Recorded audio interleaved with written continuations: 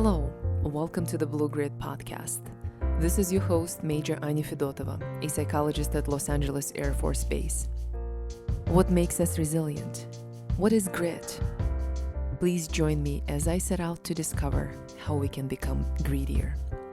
This podcast features current and former military leaders, mental health experts, elite athletes, veterans, special operators, superior performers, POWs, and others affiliated with the military who have overcome significant adversity.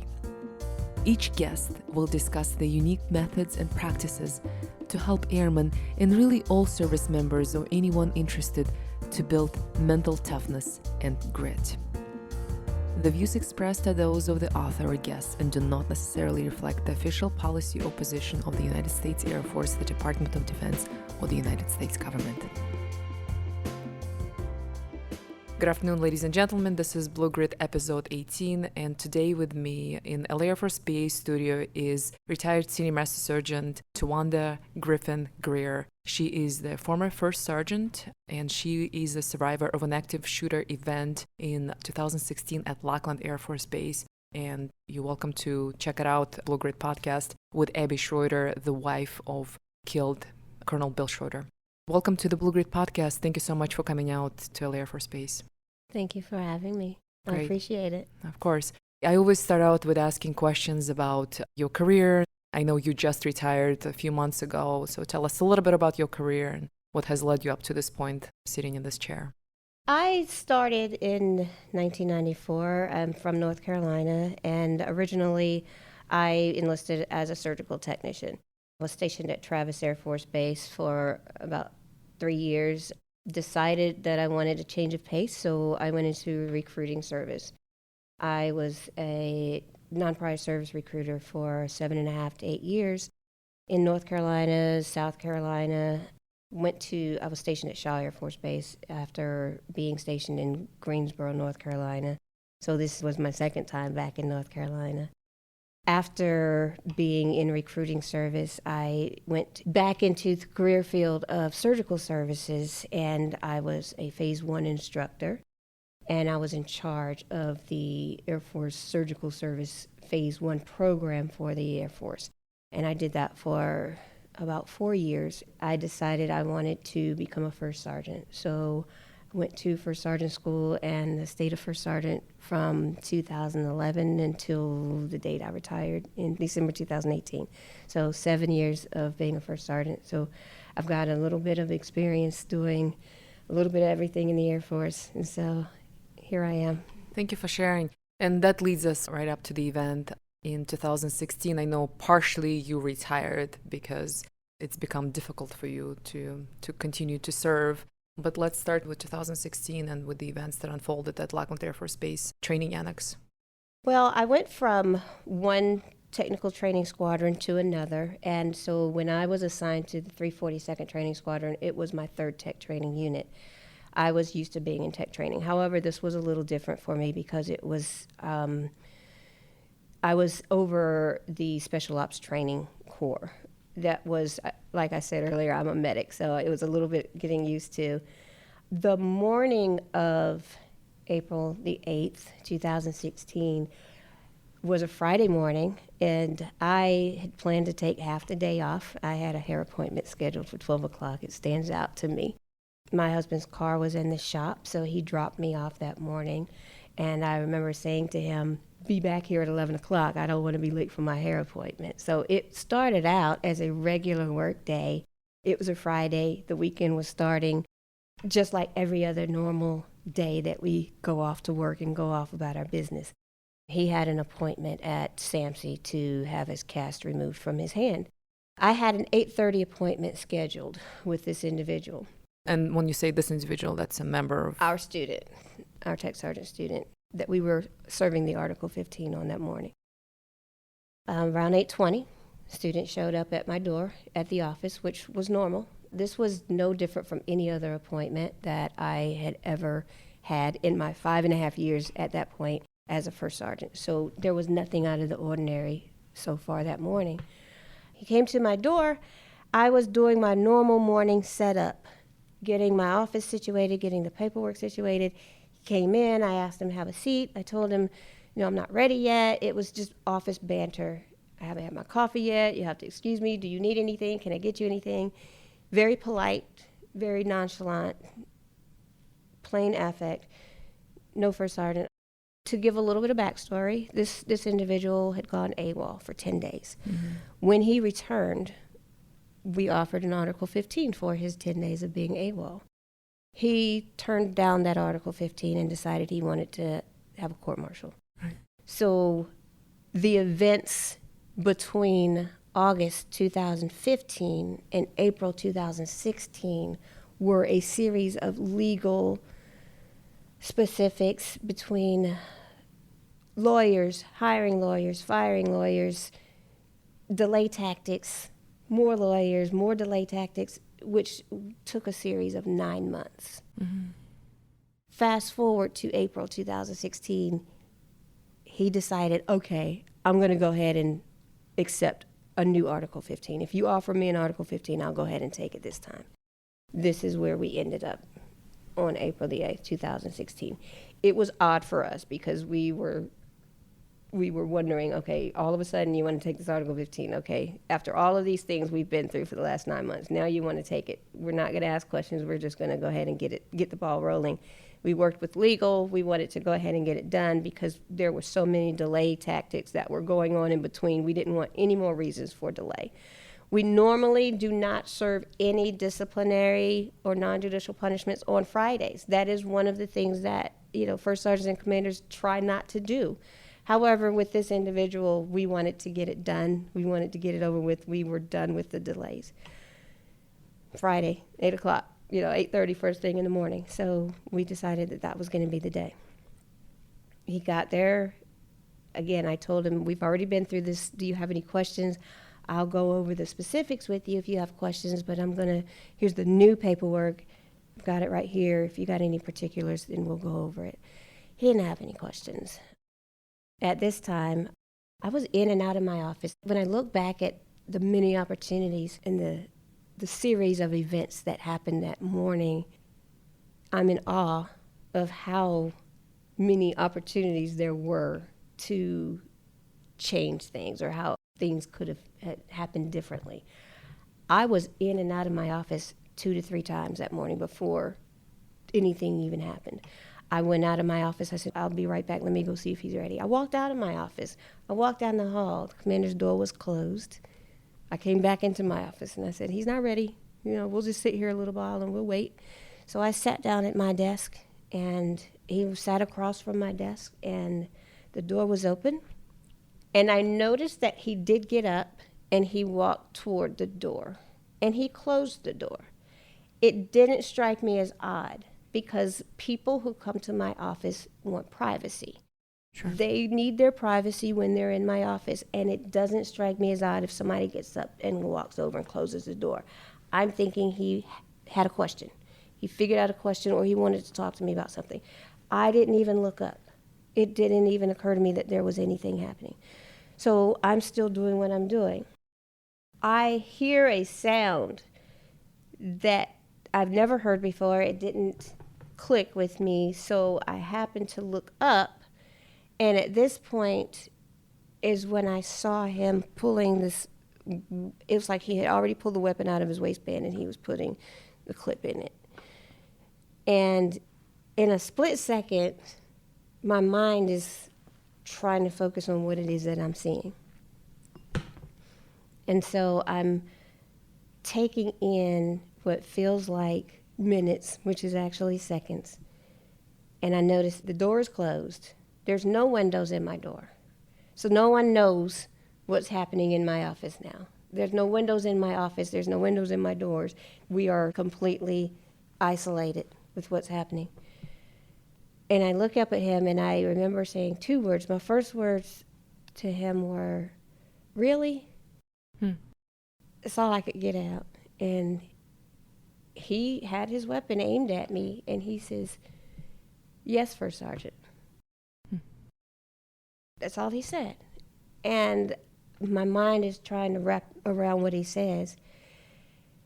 And I still can't believe what's happening. So my second question to him was, "Seriously?" He says, yes, First Sergeant. Again, no demeanor.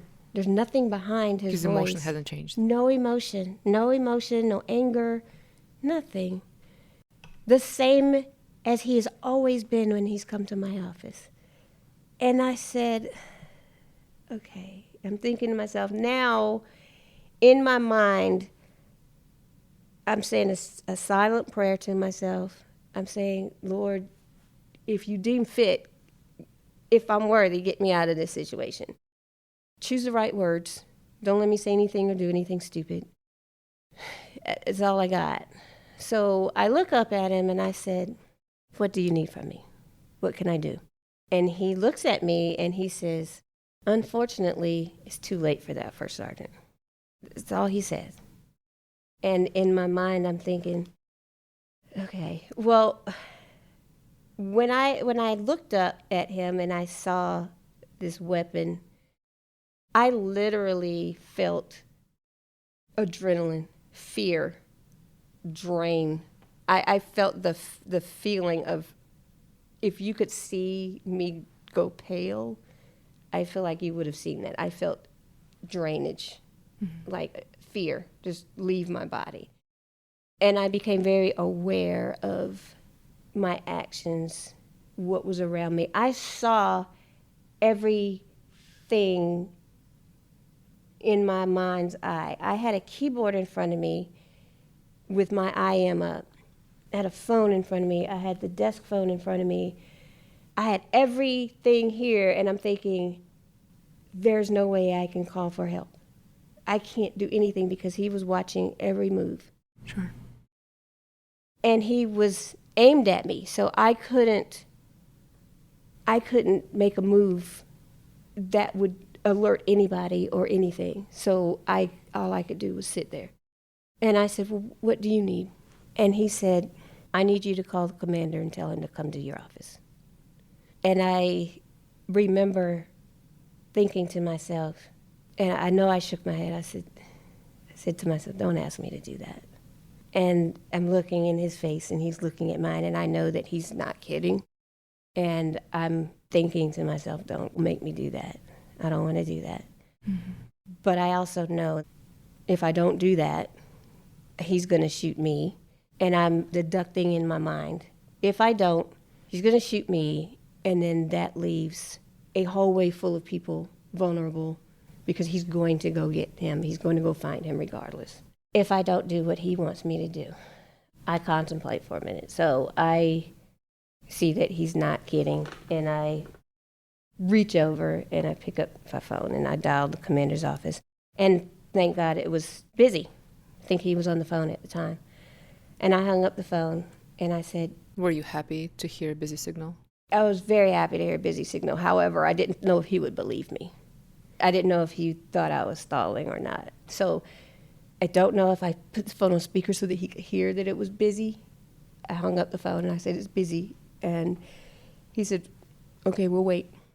And it was that awkward silence of waiting, which felt like minutes. It was probably 30 seconds to 45 seconds. And we're just looking at each other in awkward silence. And what is going on through your mind? I don't know. I don't know what was going through my mind right there. Just, what now? I don't know what's going to happen, what's happening. Probably 45 seconds later, a minute later, he says, try it again. So I pick up the phone and Colonel Schroeder answers the phone. And normally, a first sergeant and commander's relationship is very relaxed. You work together for so long and you work together so closely, you have a very relaxed relationship. Normally, I would call and say, hey, sir, how you doing? We're ready. I needed him to know something was going on. I needed him to know without me saying something.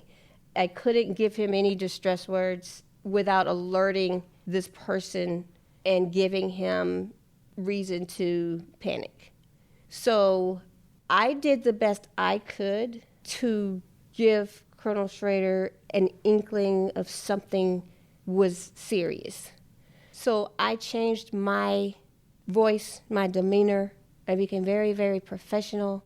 I acted in a manner that he has not known me to act in. Mm-hmm. So when he picked up the phone, I said, "Good morning, sir. This is your first sergeant calling." And I've never done that before. And he says, "Hey, sir, what's going on?"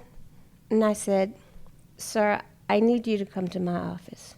And he says, "Well, we have an 8:30 appointment. We're still good for our appointment, right?" I said, "Yes, sir." "Okay, well, is everything set? We have all our paperwork ready?" "Yes, sir." He pauses. So he may be starting to realize something is off. I can tell by his pauses, he's like, that's weird, you know. And then he says, "Is he here?" Mm. "Yes, sir." Mm-hmm. "I need you to come to my office." Mm-hmm. "Is he in your office?" His voice changes. Mm-hmm. "Yes, sir." Is he on a speaker? "No, I have him online." "Is he in your office?" "Yes, sir." "Okay, I'll be down." And at that point, he hangs up, I hang up. My heart is beating out of my chest. And my emotions are building up inside because I'm thinking, don't come down here. Don't come down here. Don't come down here. And I don't know what he's doing. I don't know what he's thinking. I don't know how long it took him. However, my door is closed. At this point, I'm trying to figure out, I got to get out of here. I got to find a way not to get him here. I got to figure out something to do. So I know that my door locks from the inside and it's locked on the outside. So I said to this person, I have to get up and unlock the door. I'm thinking of ways, can I get to the door so I can get out, so I can run out, so I can warn, so I can keep them from coming in. I'm trying to figure out, how can I get out of here? What can I do? What are the best ways that I can do this? And he says, "Well, what do you mean?" And I said, "Well, my door is locked. He's not going to be able to come in." So he gets up and he goes over to the door and he unlocks the little round lock. And I said, "No, that's not going to do it. I have to open the door." And so he gets back up. He goes over and he opens the door. Now, I wanted the door to be open a crack. You have to actually open the door handle and pull it open for it to be open. I wanted to be the one to do that because I was thinking I could get to the door, I could crack it a little bit, and maybe I could get out. Mm-hmm. At the same time, I'm wondering, do I have that opportunity to do that? Because I know if I do that, he's going to be right behind me. But I also know that if I do that, other people are going to start coming out because I'm going to get out and I'm going to start yelling. People are going to come out and I'm going to subject people to whatever is going to be happening. That's not a good idea either. He got up instead and he opened the door because I guess he's 2 steps ahead of me. He opens the door and he cracks it maybe 2.5, 3 inches. And he sits back down. So I'm still sitting in that same position that I was in. And I'm like, okay, that didn't work. So however long it was later, I hear Colonel Schroeder coming down the hall. Now I hear him coming down the hall and doing everything in my power not to just bawl because everything is rising up. You're emotional. I'm very emotional.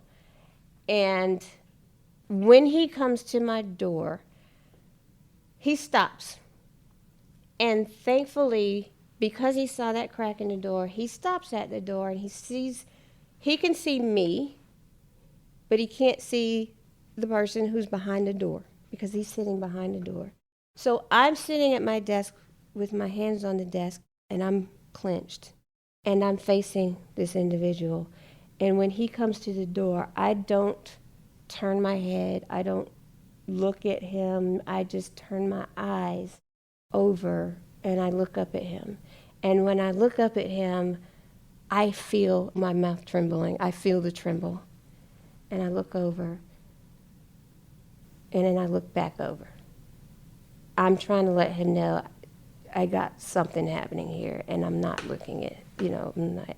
So he knows now something is happening. You felt you communicated something to him. I felt like I communicated something because he then pushes the door in And when he pushes the door in, he looks immediately to the chair. And when he sees this guy sitting in the chair, and he looks at his hand and he sees that weapon, he still steps into the room, and he closes the door behind him. And I'm thinking, close the door behind you. Again, now we're all in this room. I understand why you don't want anybody out there. You don't want anybody subject to whatever is happening in here. He closes the door behind him, and he takes the seat. There are 2 chairs over here. He takes the seat here, and the weapon is now aimed at him. It's not aimed at me anymore. And this individual starts saying, "You're an arrogant son of a... You've ruined airmen's lives, and I've sat here and I've watched you ruin people's lives, and you make decisions based on..." He's just talking, and he's blaming Colonel Schroeder for ruining numerous airmen's lives and not allowing them to go through the pipeline and ending their careers. And he's not hostile. He's not raising his voice. He's not agitated. He's his normal demeanor. However, he's escalating with his words. His words are becoming angry. How long is going on now? It only went on for maybe 20 seconds, because at that point, Colonel Schroeder steps in and says, wait a minute, stop. Let's talk about you. Look at what you've done. Look at the role that you've played in this." And what I think was happening was Colonel Schroeder was interrupting him because he was escalating, but he was also interrupting him to stop the mental process of whatever he was thinking so that he could intervene. Because if you can imagine, what I saw all at the same time were a number of things happening. He started talking. He advanced. At this time, they're both advancing at the same time. The weapon is firing. I hear the engagement. I'm seeing the engagement. I'm hearing the weapon go off. I'm hearing the bullets hit. I hear the sounds he makes when they hit. At the same time, I'm hearing him say, "Sure, go." He's telling me, while I've got this, I need you to go. That's my interpretation. Get out of here. What stays in my mind is there might have been 5 feet between me and the door. Now I have to get around my desk. The door was closed. Between my desk and the door, 3 shots were fired before I even hit the door. I had to stop and open the door. And in the process of me opening the door, of course, I run into the door. So it kind of stops me. And then I go out. But 3 shots were fired before he even hit the door. And as I was leaving, my psyche hears those shots hitting him.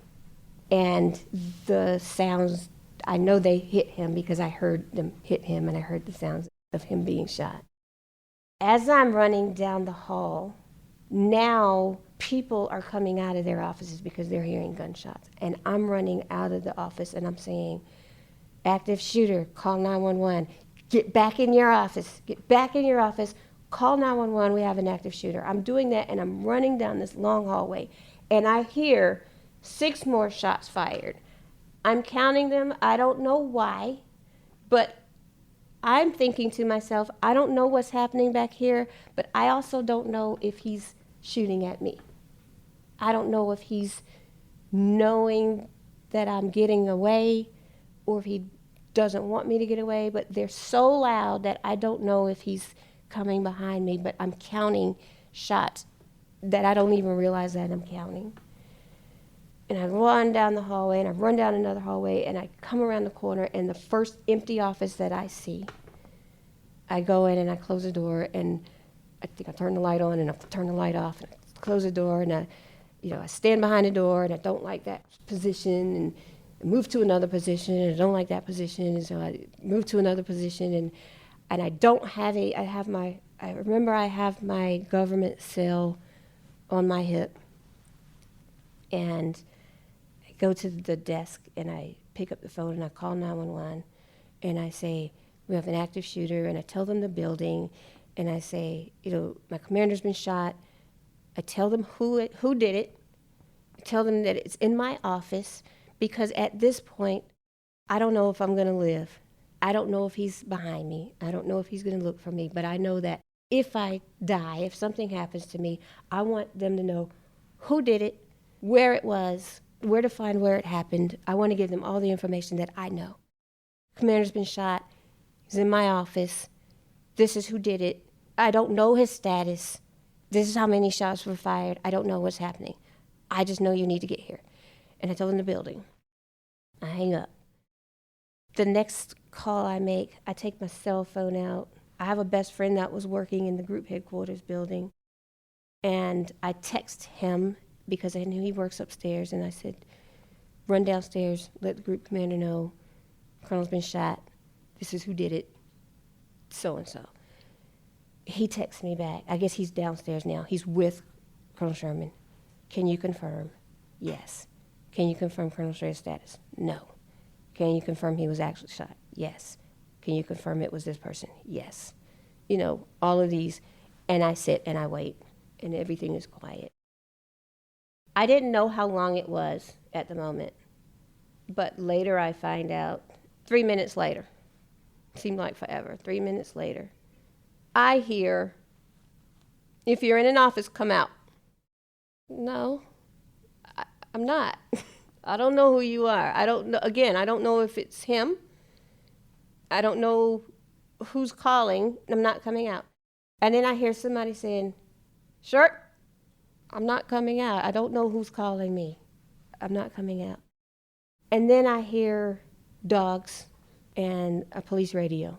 And I heard again, this is security forces. If you're in an office, slowly come out of the office. And so I knew that it was safe to open the door, and I came out, and they were then evacuating the building. They were moving us to a rescue point, and I still didn't know what anybody's status was. We thought he was loose. We didn't know where he was. How did you feel in the moment when you heard the police, the radios, and the dogs? Relieved that they were there, but I was still afraid that he was loose. I was afraid that he was still out there somewhere, ready to pick me off or snipe me or something. Well, we were out in the open. And then I went through the whole, I don't know where he is.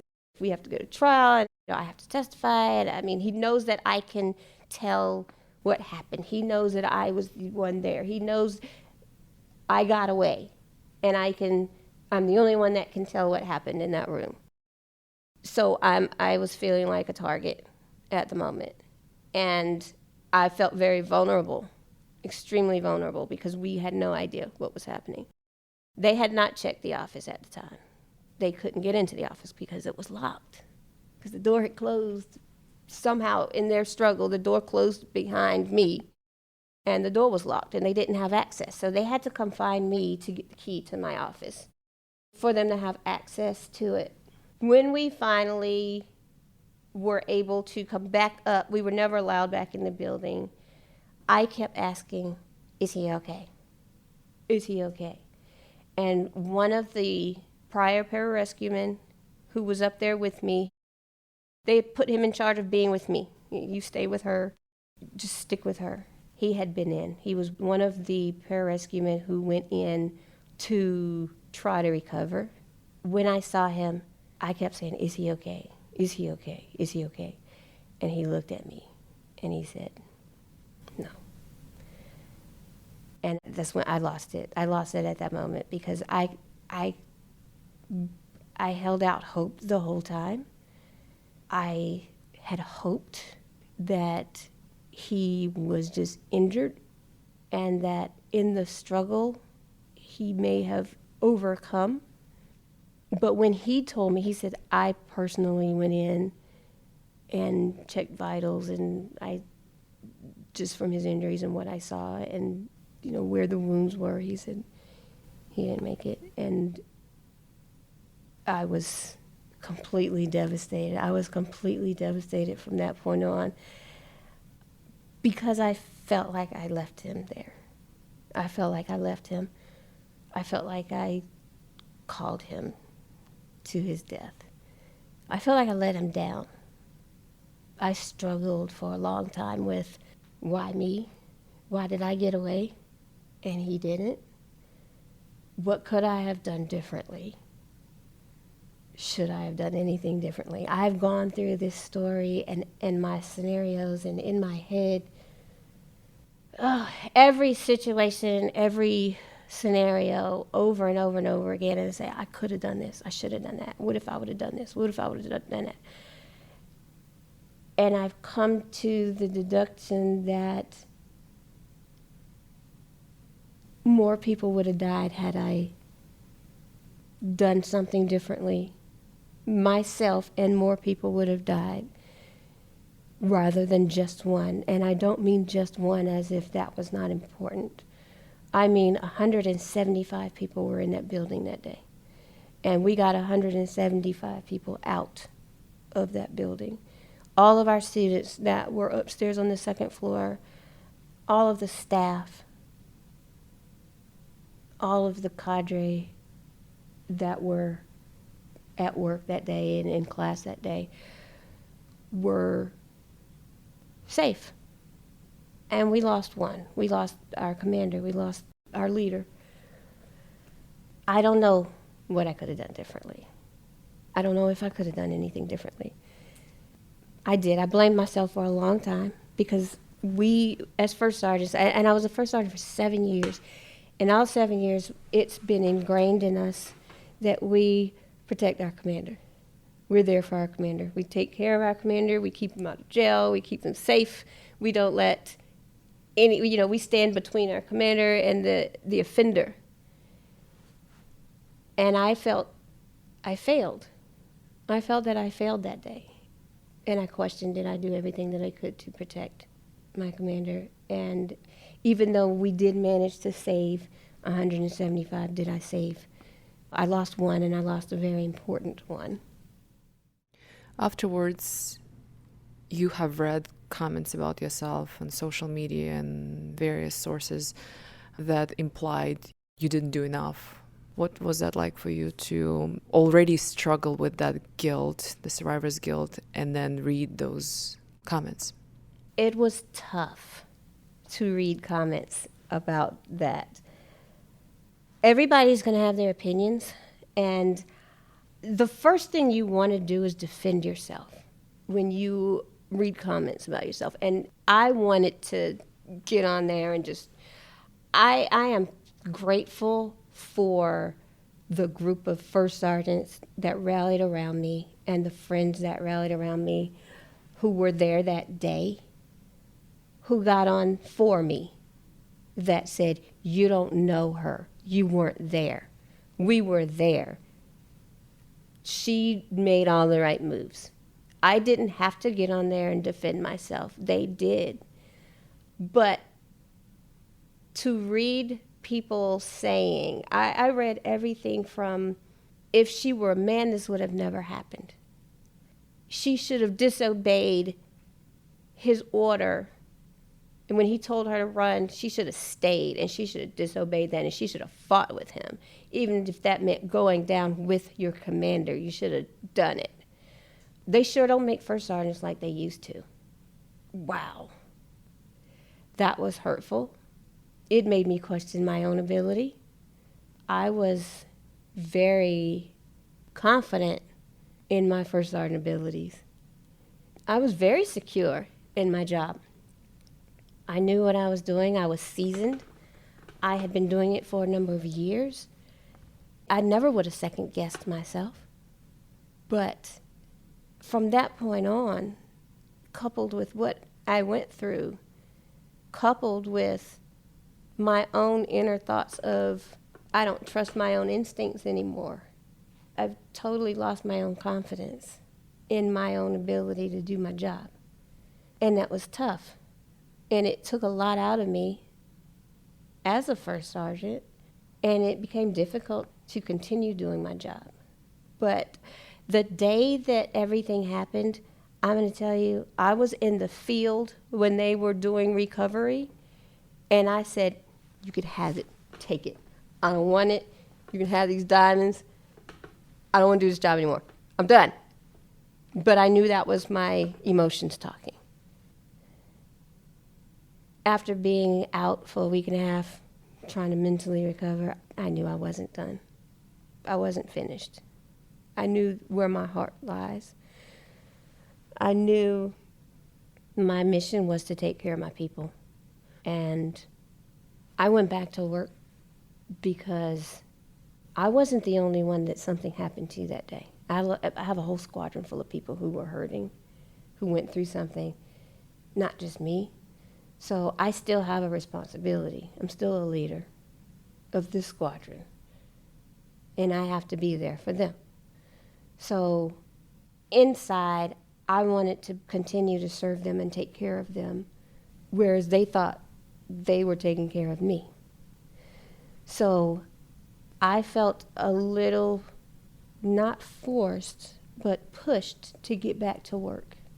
Because as I mentioned earlier, I was with a group of individuals who are strong and tough and resilient, who are used to seeing injury and death on the battlefield.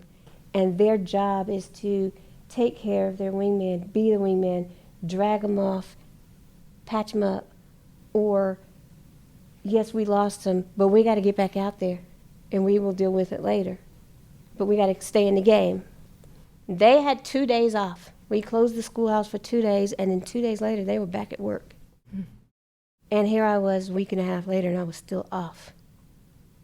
And I was like, no, that's not fair. So I pushed, and I pushed to get back in.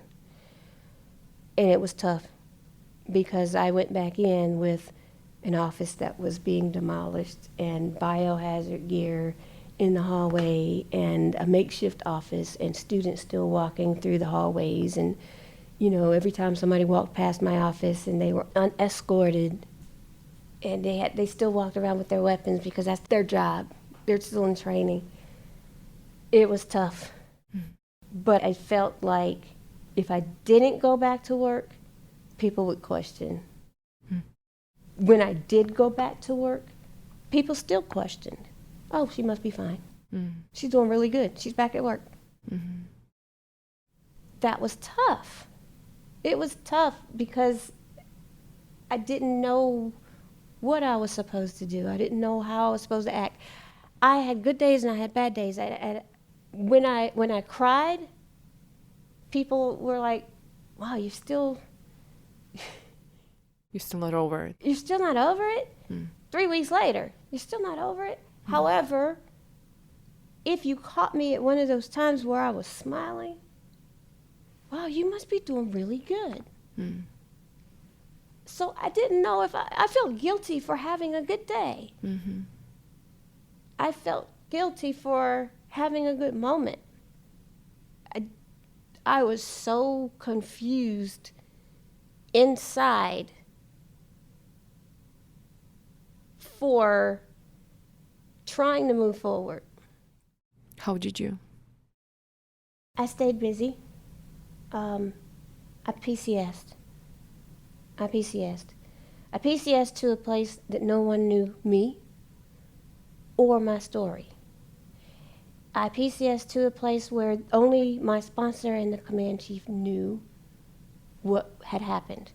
My command chief had worked for Colonel Schroeder at one point, and he was very understanding, and he said, this is your story to tell whoever you want. It's not my business to tell anybody. Nobody here knows unless you tell them. I needed that. I needed the anonymity. So when I was assigned to a very small unit because they felt I needed kind of a, let's restart, I was assigned to a very small unit so that I could slowly get my feet wet again. It was the best move because I could still do my first sergeant duties without having the weight of the manning of a technical training unit. I had about 25 to 30 people, and most people said, why is this senior master sergeant over 30 people? You know, I had the questions, but the answers were, it's a Manning thing. Mm-hmm. We got to put her somewhere, but for now she's right here. Mm-hmm. The command chief at the time says, we need you for bigger and better things at different squadrons, but when you're ready. We need you at the group level, but that requires 6 squadrons and 400 people, but when you're ready. I wasn't ready for a long time because I didn't trust my abilities. I didn't think that any commander wanted to work with me, knowing what happened. I felt like the commanders didn't trust me with their lives.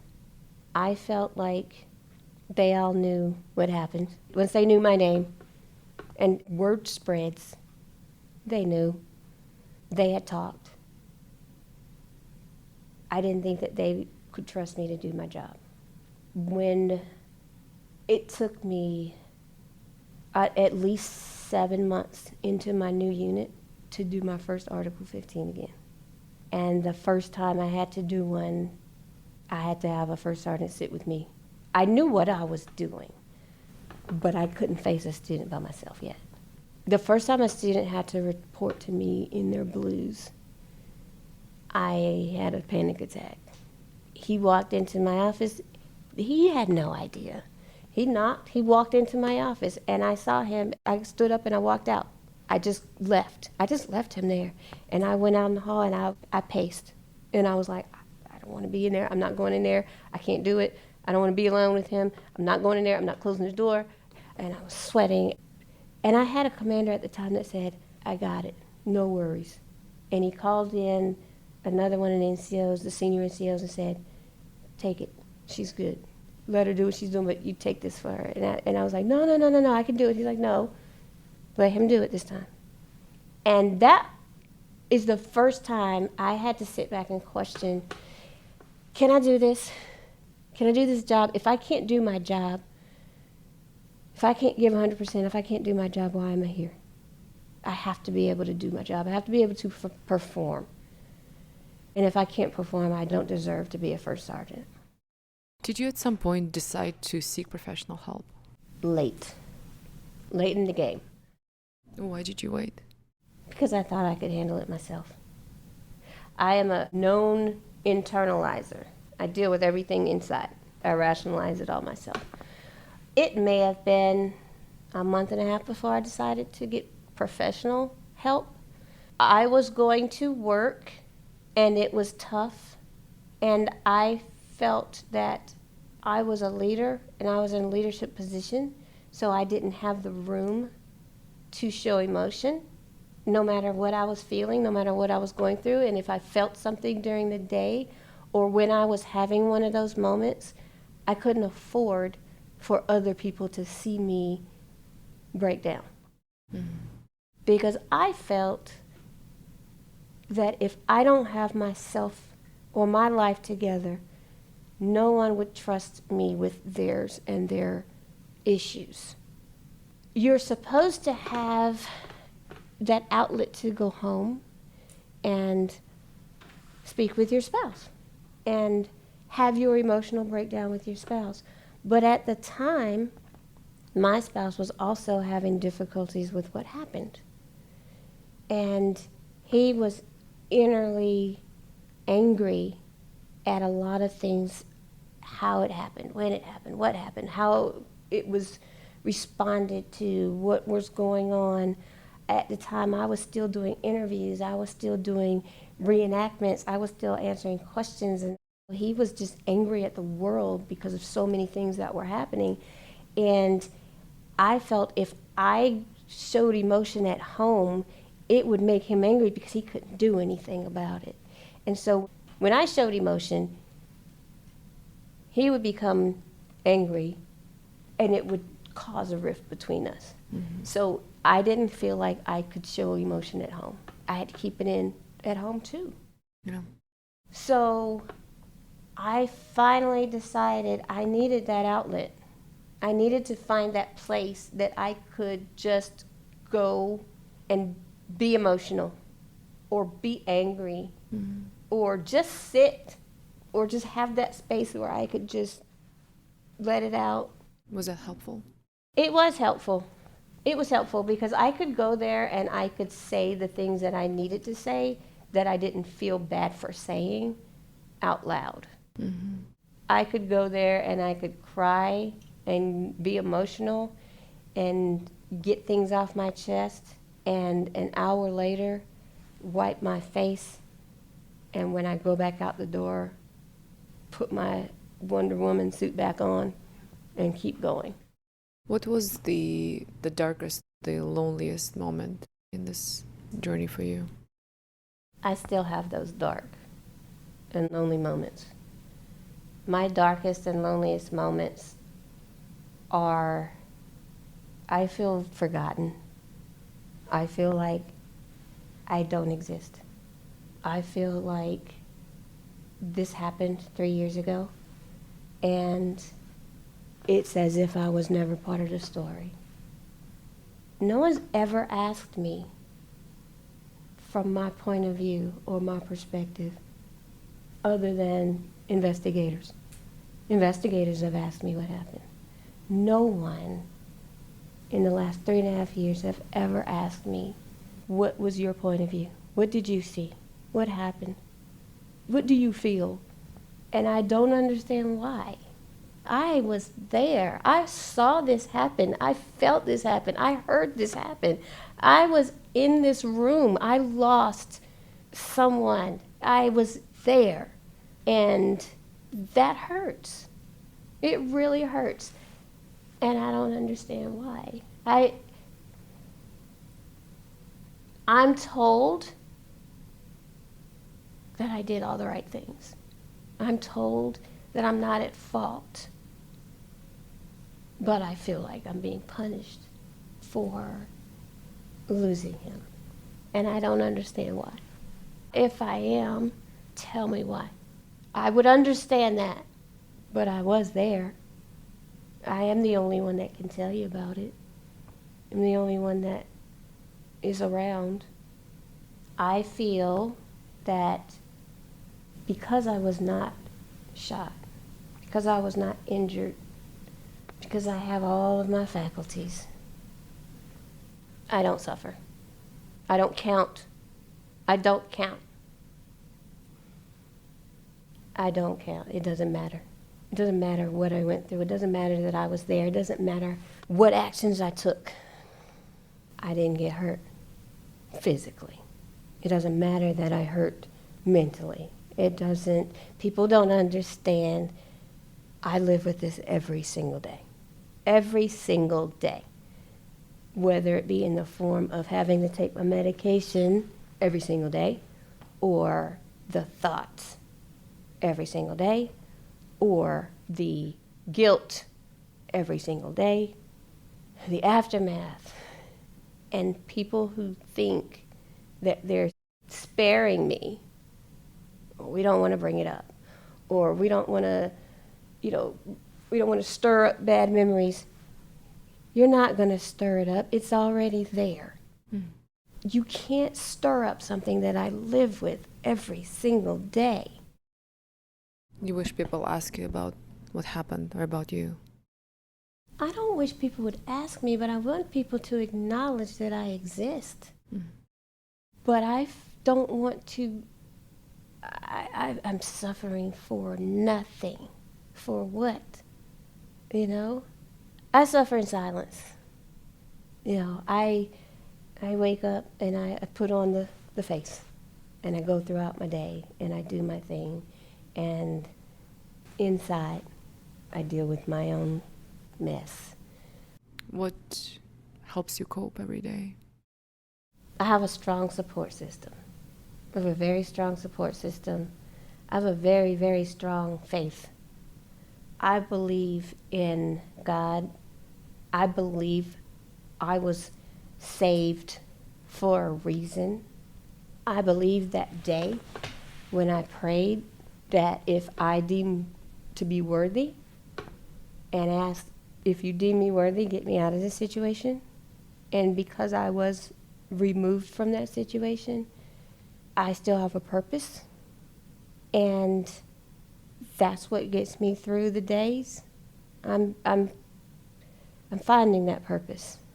I'm slowly finding that purpose, and that purpose is not to let Colonel Schroeder's death be in vain. Something has to change. Something has to change with policies. Something has to change with procedures. Something has to change with the way we do our jobs. Something has to change with the invisible wounds piece. Something has to change with how we view PTSD and veterans, and how we treat our veterans, and how we treat people with PTSD, and how we treat people with invisible wounds, and how just because you can't see a person's wounds doesn't mean that they're not suffering. How people thinking or how they have well intentions end up being worse, making things worse. What do you mean by that? I've been told that people don't ask me, people don't talk to me, people don't mention it because they don't want to bring things up. Stir things up for you. They don't want to stir things up for me. Mm-hmm. So they just don't say anything. Mm-hmm. Instead of telling me that, I get silence. And when you get silence, you feel alone. Mm. And when you feel alone, you feel like you don't matter. You don't belong. You don't belong. You lose identity. And when you have a loss of identity and you lose who you were and you feel like, I no longer count, I no longer matter. I asked myself when I retired, I said, who am I now? What were the last 25 years for? What were the last 7 years for? As far as being a first sergeant, what have I done all of this for, only to be erased at the end? So we need to be very, very cognizant of how we treat people who have invisible wounds, because we need to make sure that they understand that those people count too. So for those service members who are struggling with invisible wounds, so just going through tough times, what would be your recommendations? Find a group, find a support group. Talk to people who are suffering from the same feelings, Mm-hmm. so that you know that you're not alone, so that you know you're not by yourself, and so that you know that there are other people out there who have the same thoughts and feelings as you, and collectively together do something about it. Come up with a plan, make a support group, make a bigger support group, start a nonprofit, but do something that's going to help others. That's what I plan to do. I plan to reach out, and I'm in the works of looking into starting a nonprofit, especially for female veterans. To me, that is what I think is lacking out there, is support for female veterans and PTSD sufferers, because I don't think it gets enough attention. Because when I started looking for invisible wounds support groups, I either did not find them or I found them, and they were mostly for men. Mm. And they weren't comfortable to be in, Mm-hmm. because they were PTSD sufferers from combat and deployments, and I didn't fit in there. That's not where mine came from. So I didn't feel like I had anything in common with that. So I have to take a different direction. I had a hard time trusting myself. I had a hard time trusting my own instincts. I knew something was wrong with this particular person. I told many people something was wrong with this particular person. I told family members something just wasn't right, something didn't sit right with me. I told our first sergeant council, that's what they're for. We're there to bounce things off of each other. And I think I dominated many of meetings on Wednesday morning, and I said, hey, let me bounce this off of you guys. We got this happening, we got this happening, we got this happening. And I would get some advice from them. I bounced things off of legal. I bounced things off of security forces. And in one instance, I was even told, well, we can't really do anything. He hasn't threatened anybody yet. I actually let people talk my gut feeling down. You kind of muted your own sense of intuition about I did. this individual listening to others. I did. The squadron leadership felt something, but even we blew it off. I regret that. One of the things I told as an after-action report to the council was work with your commanders, have that safe word, have that conversation about what you would do. The most important thing is if you feel something is not right, you need to take it seriously. You need to take your gut instinct and you need to listen to it. But what ended up happening was as I continued to be a first sergeant, I went to my new squadrons and I was afraid to do my job. I would get classic red flags would shoot up. And I was put in a position where I could say, hey, something's not right.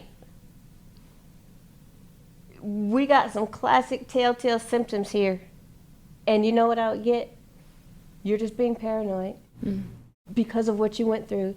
You're a little bit trigger happy, no pun intended, so to speak. You're being a little paranoid. Just, bring it down a notch. So I was muffled. Or I could see the red flags showing up and choose not to say anything because I didn't want to look paranoid. And that became a problem with me because I was like, if I say something, I look paranoid. And people don't take me seriously because they think that I'm making things up because what I've gone through. But I'm afraid not to say anything because last time I didn't say anything, it ended up being detrimental. Yeah. So you get caught between a rock and a hard place. How'd you get over that? I said, I don't care what I look like. My job is to let you know. So I would always preface it with my new commanders and say, you know what? I might sound crazy, but my job is to tell you what I think and what I feel. You can do what you want with it. But you can never say that I didn't tell you what I thought. And so I did anyway.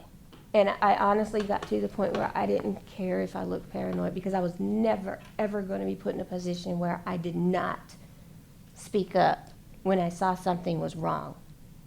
I would rather be wrong about that situation than not say anything at all and be in another situation like that. All first sergeants hope and wish and pray that we get through our first sergeant assignment without losing an airman. Most of the time we're thinking we don't want to lose an airman to suicide or a deployment matter. You never, ever assume that you're going to lose an airman to friendly fire, to another airman, especially your commander. That shook me.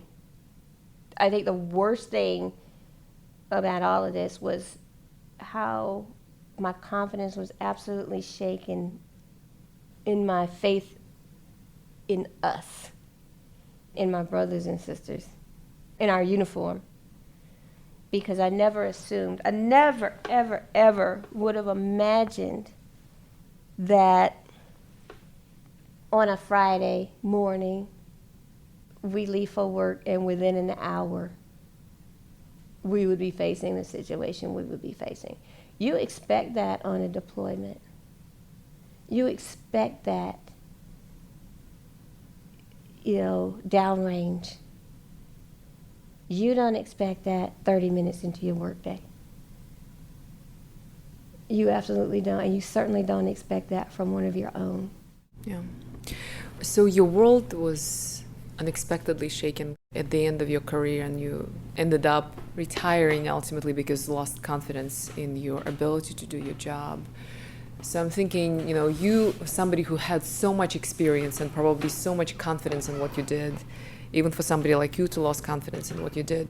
Do you have any words of wisdom for those who are struggling, service members who are struggling with their jobs today, maybe don't have as much experience as you had at the time that you decided to leave? I do. I can't answer that without adding a piece. It wasn't just the job that made me decide to stop.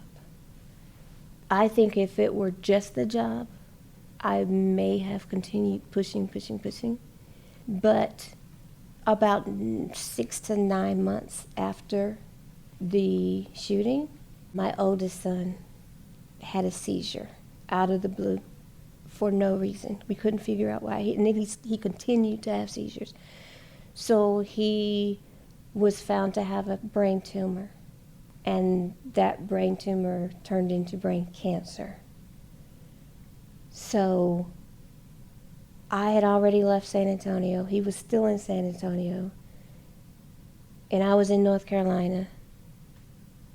And not only was I dealing with the aftermath of the shooting, but I was settling into the new squadrons, trying to get my feet up under me as far as continuing being a first sergeant, but now I'm trying to handle my son's medical care from a distance. And I'm trying to handle his doctors and his care and his finances and his insurance. And, I've got oncologists and research teams on conference calls, but at the same time, I've got staff meetings. I've got appointments. I remember one day I was sitting in my car on a conference call with his doctor and his neurologist, and I've got people knocking on the window of my car saying, "Hey, we got a staff meeting in 10 minutes. So-and-so is here to see you. So-and-so needs this. Did you do the so-and-so report?" And I'm like, give me a minute. I'm trying to handle something. And I think that was my turning point when I realized I need to handle myself, and I need to handle my family. I need to handle my personal business too. And for a while, my distraction was taking care of everybody else. When it was just my issues, I could put it off. Because when I got up and put my uniform on, I would go to work and I'm taking care of everybody else, and I could put mine off into the background. But now, my son needs me, and I need me, and my son needs me, and my troops need me. And I got to the point where I could not give 100% to my squadron. And I could not give 100% to my family and myself. Somebody was suffering. Mm-hmm. And I didn't think it was fair. Mm-hmm. So at that moment is when I said, if I can't give 100% to my unit, I need to pull back. Because my family has got to get 100%. I've got to give 100%. That's my advice to people who are suffering and trying to make it work. As long as you can still give and you can give 100%, do so. If it's going to impact yourself or your family, you got to make a decision. And you shouldn't suffer, your family shouldn't suffer. You're going to have to come to a point where you have to make a decision, because I'm always going to believe that your Air Force family has to have 100%. Your unit can't be productive and move forward if you're not giving them 100%. And it's not fair to them or you if you can't do that. And it's certainly not fair to your own family or yourself if you can't do that. So know when to take a knee. It's not a permanent thing all the time. Maybe you just need to take 2 weeks. Maybe you just need to take some time to take some downtime and handle your business and then come back refreshed. But if that 2 weeks doesn't do it for you and you need more time, you need to start making some decisions as to what's important to you. And at this time, mine was, as much as I wanted to shoot for and continue on and make chief and make a career and keep going, I knew that that wasn't going to be in the cards for me. What I want and what I needed were two different things at the time. What I wanted to do was continue my career. What I needed to do was take care of my family and myself. Because I have a feeling I would have pushed and pushed and pushed, and somebody was going to suffer for it. Probably myself. Yeah. Thank you for that answer. Is there anything that I'm not asking you that you wish to share? I want to say thank you for having me. As I stated earlier, this was a wonderful opportunity to come here and be heard. I wanted to make sure that people understood, from my point of view, what really happened, what my thought processes were, how the decisions that I made that day didn't come easy. They weren't spur of the moment decisions. Every single thought was methodical and strategic. And even though from the outside looking in, it looks like I was a coward and just ran. From the outside looking in, it looks like shots fired. She dodged. She's out. That's so far from the truth. All of the actions that I tried to make with Colonel Schroeder, I need people to understand that I really and truly believe he knew something was happening. And I thoroughly believe that he knew what he was coming down and walking into. Because we had the vocal interaction. We had the eye contact. I saw his moves, his intentional actions. I saw him look at that weapon and intentionally close the door behind him. I saw his thought processes when he spoke, when he moved, when he engaged. No one on this earth can possibly imagine what happened that day in that room, but I can. I'm thankful to him for that. I'm not here to tell the story about how he died. I'm thankful for that. I'm thankful for him. I'm alive because of him. I know that. I'm here because I know that he deserves to be honored, and I want people to know that he knew, and I want to say we worked together to the end. Thank you. And thank you. This is your host, Major Anya Fedotova. Thank you for listening to the Blue Grid podcast. Hopefully you enjoyed this interview. My goal is to air the narratives of courage, vulnerability, and grit to normalize the airman's own challenges and help them internalize the message of hope and recovery. This discussion is not a formal medical advice, and any techniques, treatment, diagnosis, or alternative actions discussed are not a recommended treatment or course of action for all listeners, and are not a replacement for professional medical assistance. You are encouraged to seek medical or psychological help for your unique issue. If you have feedback, please find me in the global. My email is annavfedotova.mil@mail.mil. It's ANNA.V.FEDOTOVA.mil@mail.mil.